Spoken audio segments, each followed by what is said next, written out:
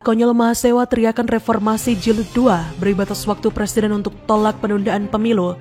Bocil mana paham jika presiden sudah beri pernyataan tegas. Hari ini kami kecewa kepada Presiden Jokowi bagaimana hari ini mahasiswa dari berbagai daerah datang ke Istana Negara ini untuk menggeruduk Istana Rakyat ini. Tapi hari ini kita tidak jumpai, malah menjumpai tamu lain yang tidak mempedulikan rakyatnya. Kita menyampaikan bahwa apa saja keresahan-keresahan mahasiswa yang kemudian kita juga memberitahukan bahwa teman-teman di Jakarta sudah siap untuk bergerak. Jadi kita juga menghimbau kepada teman-teman di daerah untuk kemudian bergerak. Mowo toto itu bahasa Kroasia. Artinya setiap cara ada tata dan etika. Itulah Indonesia. Kalau anak-anak BEM ini tidak tahu etika dan tata krama, berarti kalian kehilangan keindonesiaan. Kritiklah siapapun, termasuk presiden, tapi dengan cara-cara yang elegan.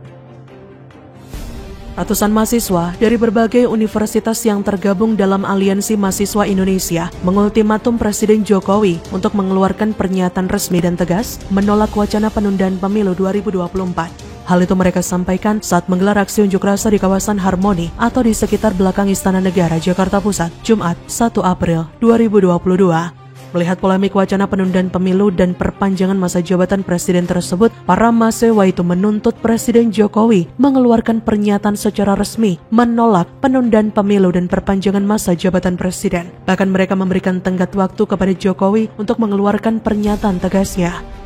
Jika dalam 2 hari kepala negara tak juga bersuara, mereka mengancam akan melakukan unjuk rasa yang lebih besar di seluruh wilayah Indonesia. Bahkan mereka menyebut bukan tak mungkin reformasi jilid 2 akan terjadi dan akan berlangsung serentak di seluruh Indonesia.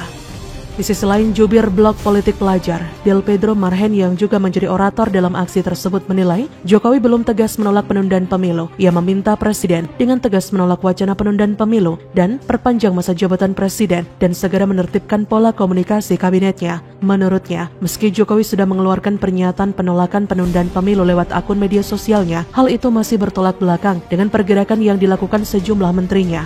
Pedro lantas menyebut nama Menteri Luhut Binsar Panjaitan dan Bahlil Lahadalia yang menurutnya aktif mengkomunikasikan wacana penundaan pemilu. Pernyataan para mahasiswa tersebut tidak sejalan dengan pernyataan resmi Presiden yang dengan tegas menolak wacana penundaan pemilu dan Jokowi taat pada konstitusi. Namanya keinginan masyarakat yang namanya teriakan-teriakan seperti itu kan sudah sering saya dengar. Tetapi yang jelas konstitusi kita sudah jelas. Kita harus taat, terus patuh terhadap konstitusi. Ya.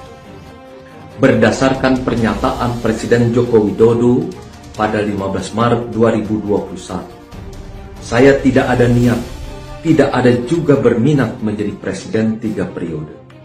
Konstitusi mengamanahkan 2 periode. Saya mendengar adik-adik, saya juga aktivis masa mudanya. Ya. Jadi kalau saya dulu mau berdebat, saya baca dulu itu barang sampai sejelas-jelasnya baru saya berdebat. Kalau ini jujur sebagai dosen saya malu apa yang saudara sampaikan.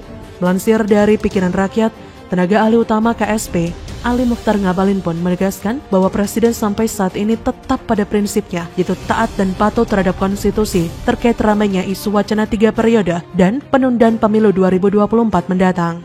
Ali Mukhtar Ngabalin mengatakan bahwa konstitusi menjelaskan secara transparan nyata bahwa presiden dan wakil presiden dapat dipilih kembali untuk 1 periode pada masa yang sama. Ia juga menekankan agar masyarakat tidak membuat satu pernyataan yang bisa membuat orang lain buyar. Ia pun kemudian mempertanyakan di mana letak keraguan masyarakat terhadap pernyataan Jokowi yang mengaku taat dan patuh terhadap konstitusi. Terakhir, Ngabalin pun menegaskan bahwa Jokowi akan patuh terhadap konstitusi, yaitu masa jabatannya berakhir pada 2024 nanti.